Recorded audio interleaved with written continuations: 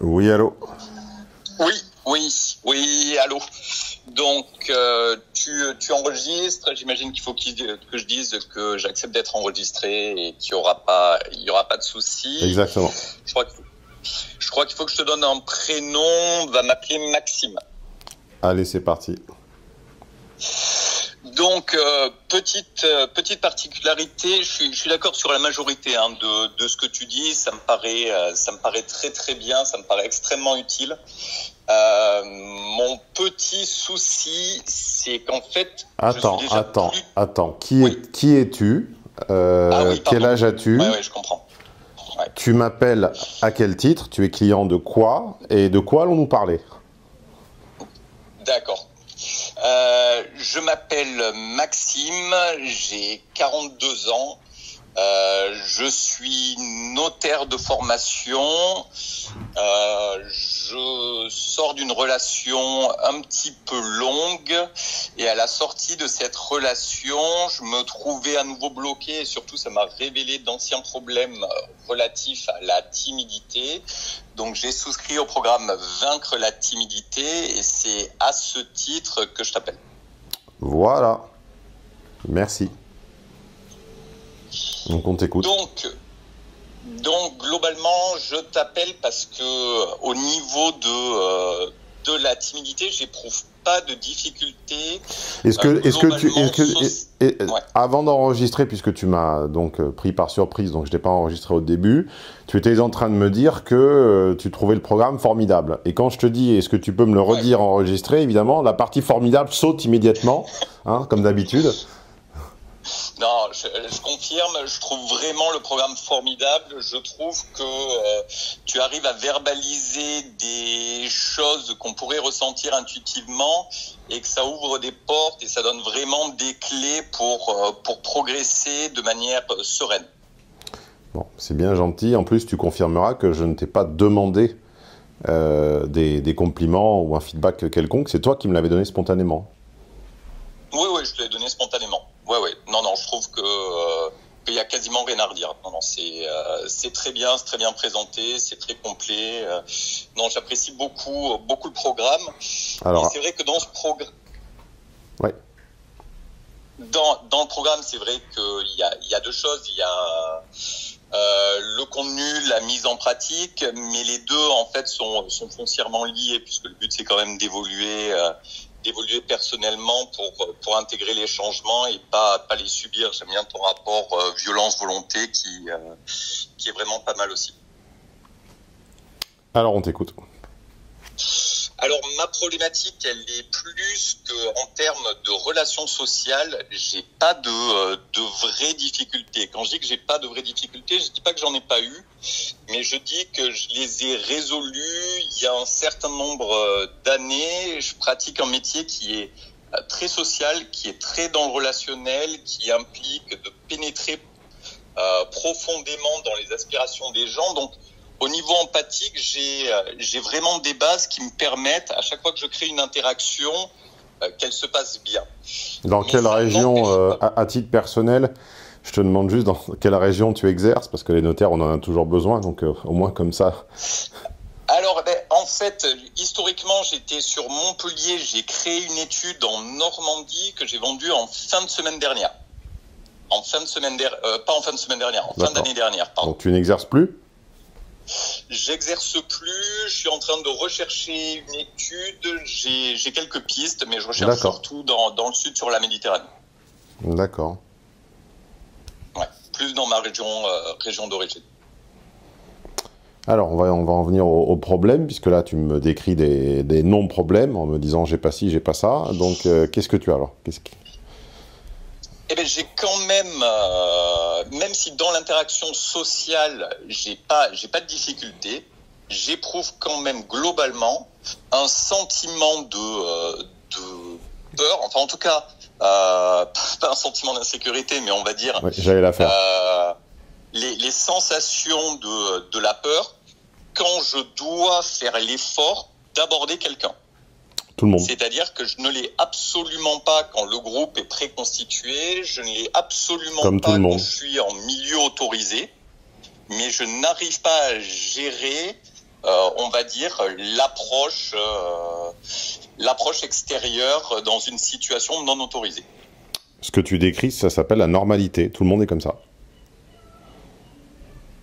C'est vissé dans notre ADN ou ARN, comme on dit désormais, je n'ai pas trop bien compris la différence. C'est vissé dans notre code génétique depuis la fin des temps, pour des raisons que la psychologie évolutionnaire a bien identifiées. C'est normal, tu es normal, tu n'as aucun problème.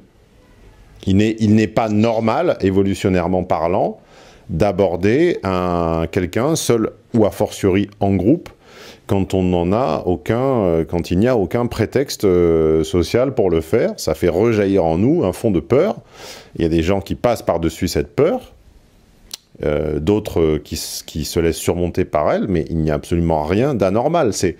C'est la vision, on va dire, de la culture populaire et des réseaux sociaux. C'est une vision atrophiée, déformante, qui laisse à entendre qu'il serait parfaitement normal pour un homme d'aller aborder, quand je dis une personne, c'est hypocrite, parce que je pense que tu parles de femme, tu parles... Oui, tu oui, vas bien pas, sûr. Oui, je te confirme que j'aurais pas de voilà. difficulté. Donc c'est de l'hypocrisie, donc on parle bien de personnes du sexe opposé. Les gens qui te disent qu'ils font ça sans aucune difficulté, c'est un mythe, hein. Comme disait Monterland, c'est de la mystique en toc. Voilà, la mystique en toc est une religion désormais propagée par les réseaux sociaux en général, Instagram en particulier, où le faux et le vrai, eh bien, il y a une confusion générale du faux et du vrai, de ce qui fait peur et pas peur, des vrais corps et des faux corps. Tu vois les gens commenter le corps de gens qui sont 10 fois plus beaux qu'eux, en émettant des critiques, en disant tu n'es pas assez ci, tu n'es pas assez ça, alors que le mec ou la nana est 10 fois plus beau ou belle que dans la réalité. Tu vois des gens t'expliquer que tu es une lopette parce que tu as ressenti de la frousse avant d'aborder quelqu'un, alors qu'en fait ils l'ont fait 10 fois moins ou moins bien que toi dans leur vie. C'est une religion de la mystique en tox, c'est de la merde, c'est de la connerie. La réalité, c'est qu'aborder une inconnue fait peur à tout le monde. Après, il y a des gens qui vont habilement masquer cette peur, voire jouer avec, comme monter sur scène. Monter sur scène, arriver devant un public, c'est intimidant. Moi, j'adore ça, mais j'ai toujours un petit trac. Alors, par contre, ce trac, je joue avec un peu comme une marionnette, mais tout le monde l'a. Si tu es derrière le rideau d'une grande salle où résonne la cacophonie d'un public qui attend quelque chose ou quelqu'un, tu ne peux pas ne rien ressentir, sinon ça veut dire que tu es mort ou tu es fou. Oui, même j'y accorde aucun intérêt. Oui, bah donc c'est pas possible. Il y a quand même ça. Ouais. Même si tu n'y accordes aucun intérêt, et même si tu sais que ça ne doit durer que 5 minutes, je te garantis que si tu entends plus de 100 personnes dans une pièce, si tu entends tu sais, ce son de, c'est pas de la cacophonie, mais on va dire des chuchotements, voilà. Le gros mêlement de plusieurs centaines de personnes dans une pièce, que tu t'en fiches ou pas, que ça dure 30 secondes ou 3 heures, je te garantis que tu auras un stress. Un stress physique quantifiable à ton rythme cardiaque. Hein. Les gens qui disent j'ai pas de stress, moi je leur fous 2 électrodes, tu leur colles une Apple Watch, et tu vois leur rythme cardiaque, tu verras que tout à coup, il va prendre 20 ou 30 pulsations minute. Et après, de ce stress-là, eh bien, il y en a qui se soumettent, ou il y en a qui le soumettent. Voilà. Ouais. Et je te rejoins parce que ça m'arrive de prendre parfois la parole en public, dans différentes occasions, de faire des petites conférences, ce genre de choses. Et je vois bien, mais j'arrive, si tu veux, cette tension, effectivement, c'est aussi pour moi ce que je qualifiais de sensation de peur. J'arrive à le convertir en, à un moment donné, l'envie d'impacter les gens et de les faire adhérer. Et j'ai plus de mal, dans le fait d'aborder une personne, une fille, hein, pour être clair, et d'essayer de convertir la même énergie. Parce que l'incertitude, parce que l'incertitude est plus grande avec un individu isolé qu'avec un groupe. D'accord. Et c'est ça le paradoxe. Alors du coup, ça devient une discussion de drague de rue, mais bon, pourquoi pas. C'est ça le paradoxe que ne comprennent pas les gens qui ne l'ont jamais fait ou qui voient ça de loin. Moi, je le fais plus, mais enfin, je suis sorti draguer dans ma vingtaine, comme, j'allais dire comme tout le monde. Non, hélas, pas comme tout le monde, mais comme beaucoup d'hommes auraient dû le faire, avec mesure, d'accord, pondération, mais avec énergie et engouement et drôlerie, voilà. Ce qu'ils ne comprennent pas, les théoriciens de l'abordage qui ne l'ont jamais fait, c'est qu'en fait, ils vont choisir des êtres isolés, d'accord, des gens seuls, et ils vont avoir peur des groupes. Alors qu'en réalité, la loi, la cinétique relationnelle qui s'établit dans les interactions, on va dire, de badinage, plus ou moins autorisées, c'est que plus les gens, plus le nombre augmente, plus le comportement moyen se nivelle et plus la réaction est prévisible. D'accord. Une foule demande à n'importe quel comique, il sait exactement quand sa salle va rire. Et le scénariste ou le réalisateur d'un film sait quand la salle va pleurer. D'accord. Par contre, faire rire ou pleurer une personne individuelle sans l'appui du regard ou auditif de ses congénères, c'est beaucoup plus dur parce que la part d'imprévisibilité est beaucoup plus grande. Imagine que tu as deux alternatives. La première, d'aborder un groupe, ou la seconde, d'aborder une personne seule et occupée. Eh bien, tu seras probablement tenté, physiologiquement, de te dire, la personne seule, par définition, c'est plus simple, parce que le groupe, je vais l'interrompre dans quelque chose. La réalité, c'est que le groupe, plus il est grand, plus c'est facile. Deux, ça suffit pas, mais à partir de 3, c'est beaucoup plus simple, parce que la réaction d'un groupe est prévisible.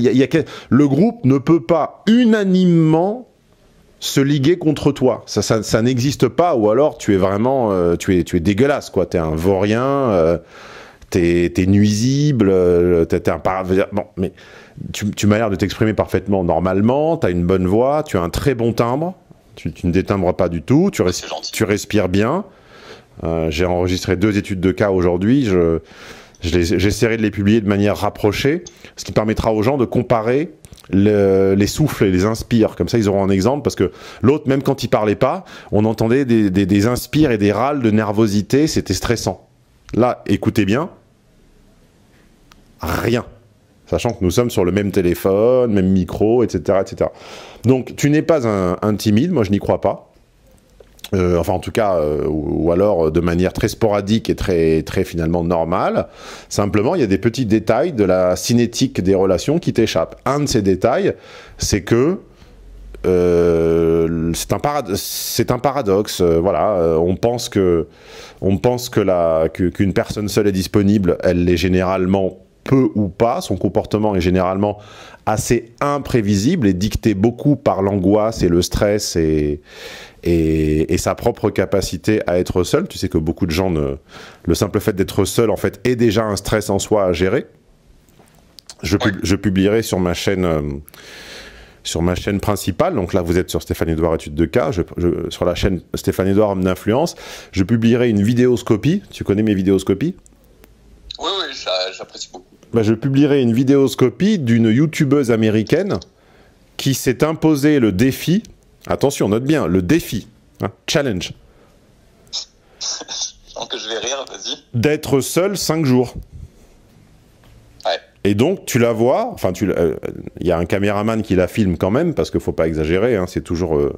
avec les influenceurs, la vérité est toujours relative, mais enfin bon, il y a un caméraman ou une caméraman qui la filme, effectivement, se promener seul, aller au musée seul, déjeuner seul, et elles ne le font tellement jamais que la solitude devient sa compagne, en fait.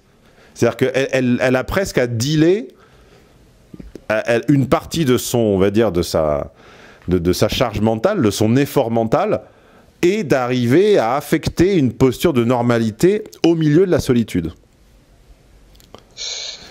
Donc, une personne seule est imprévisible. Si elle est mal à l'aise déjà dans la situation, elle va probablement, dans les premières secondes, montrer une forme de crainte ou de réticence à entrer en communication avec vous, surtout si elle ne vous a pas vu auparavant. C'est pour ça que c'est beaucoup plus simple d'entrer en communication avec quelqu'un qui vous a remarqué avant. Tandis qu'un groupe, non pas qu'il vous demande de plus, mais plus les individus sont nombreux, plus leur comportement se nivelle, se moyenne. C'est la théorie des pom-pom girls. On trouve les pom-pom girls divines parce qu'il y a un biais cognitif qui consiste à accorder à chacune les qualités qui leur manquent si les autres l'ont. Je ne sais pas si tu savais ça. Non, mais ça prend du sens, effectivement. Dans un groupe de pom girl, il y en a une qui est un peu trop palichonne, une qui a des gros seins mais qui a une petite boulotte, une qui est ci, une qui est ça. Quand on les voit ensemble, on a l'impression que c'est 5 goddesses, quoi, 5 divinités. Individuellement, ça redevient une petite boulotte, une grande trop maigre, etc. Tu vois. Et donc, la cinétique d'un groupe, c'est de se niveler. Et quand on demande à un groupe, on a une réaction qui, bon, n'est pas forcément d'enthousiasme, faut pas exagérer. Si tu n'es pas connu, si t'es pas une starlette, si t'es pas un influenceur à la mode, tu vas pas avoir une réaction d'enthousiasme. Mais par contre, tu as généralement une réaction relativement normale et prévisible. Alors qu'une personne seule, c'est totalement imprévisible. Une personne seule peut t'accueillir avec un grand dédain, ou au contraire, beaucoup plus de bienveillance que ce que tu attendais. Ce n'est pas écrit sur sa figure. Rien ne te permet de le prédire. Il y a des gens qui ont l'air fermés d'apparence et qui sont extrêmement disponibles quand on leur demande quelque chose et vice-versa. Et ce qui nous effraie, ce qui vient gratter notre corde sensible évolutionnaire, c'est l'imprévu. C'est la dose, c'est ce qu'on appelle en sociologie la zone d'incertitude. On est allergique à la zone d'incertitude. Si on avait un comportement cohérent et prévisible à l'abordage des gens, tout le monde parlerait des inconnus. La crainte qu'on a, c'est pas d'être frappé ou insulté, ça n'existe pas ça dans la réalité. Enfin, dans les pays civilisés, hein, je parle pas au tiers-monde, voilà. Mais dans les pays civilisés, ça n'existe pas. Il y a personne, elle va pas sortir un sifflet comme dans Tintin et appeler les Dupont. Ça n'existe pas. Par contre, la zone d'incertitude autour de sa réaction, ça c'est terrorisant. Tu es normal, hein, garçon, je n'entends aucun... Enfin, en tout cas, je ne décèle comme ça, téléphoniquement, aucun problème. Toutes tes questions sont logiques et ta seule erreur me semble être d'accréditer des âneries, hein, une mystique en toc propagée par les réseaux à la mode, hein. Ah ben non, il serait totalement normal. Moi, j'ai toujours dit la vérité sur ces sujets de séduction, de drague, de rencontre. Ça m'a valu un peu tous les sobriquets. J'ai toujours été contre les acronymes et les méthodes à l'américaine. J'ai été pour la simplicité, du naturel, de la mesure et de la pondération. Et même si là, je ne m'attendais pas à ce que cette conversation dérive sur ce sujet, voilà, je le redis. Oui, c'est possible de rencontrer quelqu'un dans la rue. C'est possible en théorie à tous les âges, en pratique, ça décroît énormément avec l'âge. Pourquoi ça décroît et pourquoi c'est jugé comme difficile? Pour plusieurs raisons. Pour des raisons, on va dire, d'évolution et de code génétique. Ça, c'est pour les raisons historiques sur le temps long. Pour les raisons sur le temps court, pour beaucoup de bandes de crétins à portée du tiers-monde qui pratiquent le harcèlement de rue. Ça, c'est pour les raisons. Voilà. Mais ils ne sont pas l'unique explication. Et ça, c'est pour... Donc, j'ai chargé les hommes. Tu remarqueras que je charge les hommes à deux... Ça fait deux reproches que je mets sur le dos des hommes. Et les femmes y sont également pour quelque chose, car elles manquent énormément de discernement, de sens de l'observation, et globalement, elles ne remarquent rien ou pas grand-chose ou pas suffisamment dans leur environnement direct, trop occupées qu'elles sont à à dealer avec leur solitude. Alors là, elles ont toujours beau jeu de dire ah mais non, mais c'est parce qu'on est tellement embêtés, tu te rends pas compte, il faut qu'on trace notre chemin, etc. etc. D'accord. Peut-être, effectivement, sur un parking à minuit, bon, il y a plein de lieux où il n'y a aucun danger objectif et où pour autant, elles ne croisent le regard de personne. T'as qu'à regarder au volant. Tu conduis ? Oui, je conduis. Tu t'es déjà retrouvé à une intersection où... Ah oui, elle ne regarde pas, ça en devient même dangereux.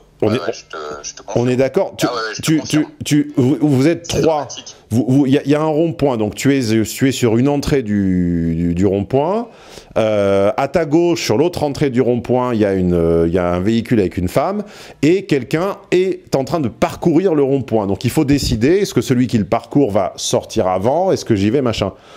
Qu'est-ce que tu fais spontanément ? Qu'est-ce que tu regardes qui ou quoi ? La règle sociale, c'est chercher le regard des gens pour se voilà. mettre d'accord sur l'action. Voilà. C'est évident, et je te confirme. Et tu confirmes que quand c'est une femme, elle te refuse le regard et donc tu ne sais pas ce qu'elle va faire. C'est ça.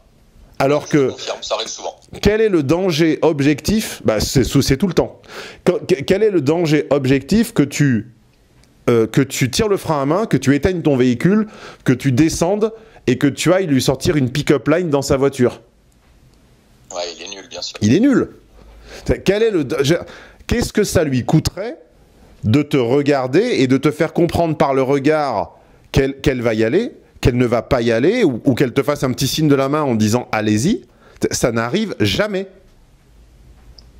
Elle regarde fixement devant elle comme des poules. T'as remarqué ou pas ? Oui, je vois bien. Tu vois le... C'est ça. C'est ça. Même pas les rétros, non. Rien, juste devant. Devant. C'est incroyable. Ouais. Et n'importe qui de bonne foi peut faire cette expérience et le remarquer.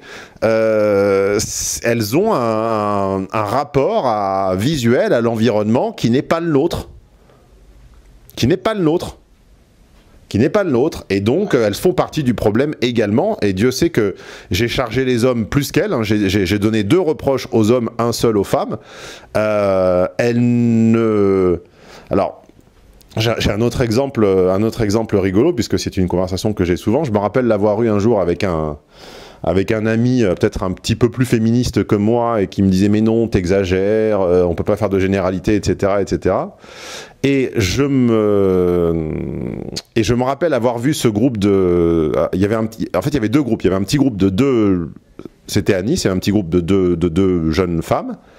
Et il y avait un groupe de 4 beaux mecs qui devaient être des pompiers à mon avis, qui couraient en petite garnison comme ça, avec des shorts un peu identiques. Donc je pense qu'ils étaient des pompiers, ils étaient très sportifs, et ils couraient comme ça sur la promenade des Anglais. Et ces filles traversaient la promenade des Anglais par un passage piéton, tout simplement.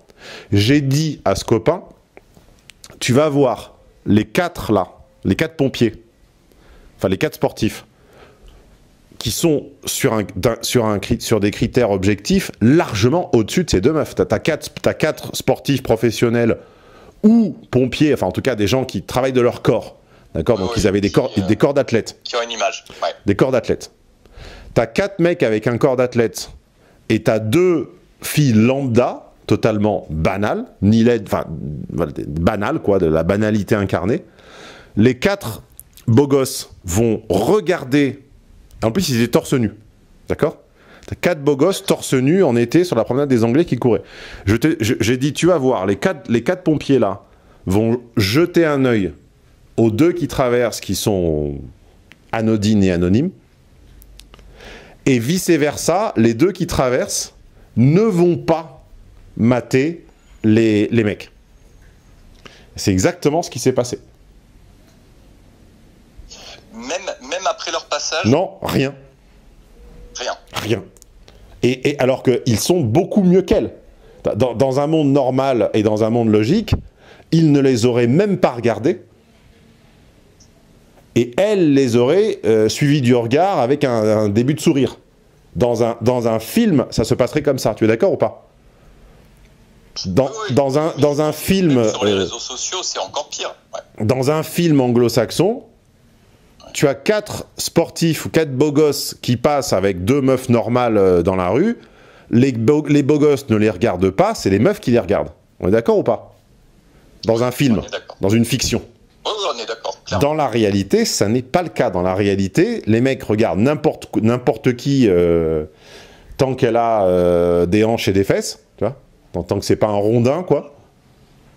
Et vice-versa, les femmes ne présentent pas de curiosité ou d'intérêt pour ce qui les entoure, ou en tout cas, en tendance statistique, beaucoup moins. Alors, il y a des exceptions, évidemment, mais en tendance statistique, beaucoup moins. Et donc, elles rendent les choses extrêmement compliquées. Voilà. Pas compliquées en termes de dangereux, compliquées en termes d'imprévisible. C'est-à-dire que tu n'as aucun indice, aucun indice te permettant, a priori, de réduire ta zone d'incertitude. Et ce qui nous angoisse, c'est l'incertitude. On est fait comme ça, c'est la nature, on ne peut pas aller contre. D'accord. Donc, essayer de la dompter, essayer de la réduire, mais quoi qu'il arrive, elle sera toujours présente. La sensation liée à l'imprévisibilité. Absolument, nous sommes faits comme ça, et il est utopique de prétendre aller contre sa nature. C'est une perte de temps, une perte d'énergie, ça n'existe pas. C'est noté. Ben, c'est clair. Bon, ça me rassure et ça me donne pas des solutions, mais ça me donne des pistes. Donc merci Stéphane. C'était tout? Est-ce que je peux t'aider sur autre chose? Non, après c'était plus sur un suivi objectif extérieur, mais déjà là, rien que la conversation qu'on vient d'avoir, ça m'aide pas mal à me recentrer sur effectivement les données qu'il faut que je considère comme réelles, ce à quoi il faut que je fasse attention parce que je l'intègre dans mon imaginaire et pas nécessairement dans la réalité. Et donc non, suivre peut-être avec plus d'assiduité tes contenus. Bien, eh bien écoutez, au moins cet enregistrement aura, je l'espère, permis aux gens qui ont 2 neurones de se rendre compte que mon analyse de la timidité et des cinétiques sociales en général ne convient pas qu'à des no-life ou à des gens dénués de toute relation, puisque encore une fois, je répète, tu as l'air parfaitement normal, équilibré, etc. Simplement... tu te poses des questions bien légitimes sur des choses que personne n'explique jamais ou sur lesquelles les gens se mentent. Donc, si c'est également votre cas, ne vous arrêtez pas au titre timidité. Ne vous dites pas oh, « je ne suis pas un timide maladif, donc ça ne me concerne pas ». Maxime, c'est ça ton prénom? J'ai oublié. Oui. Maxime ne me semble pas du tout être un timide maladif et pourtant il apprécie le programme. Oui, je pense même qu'on ressent tous cette sensation. La nier, c'est quasiment impossible. Après, est-ce qu'on veut travailler dessus ou pas? C'est toujours la même chose. Et comme moi, je pense que c'est une piste d'amélioration pour moi, et je trouve beaucoup de matériel pour m'améliorer dans ton contenu. Donc, non, je recommande vivement.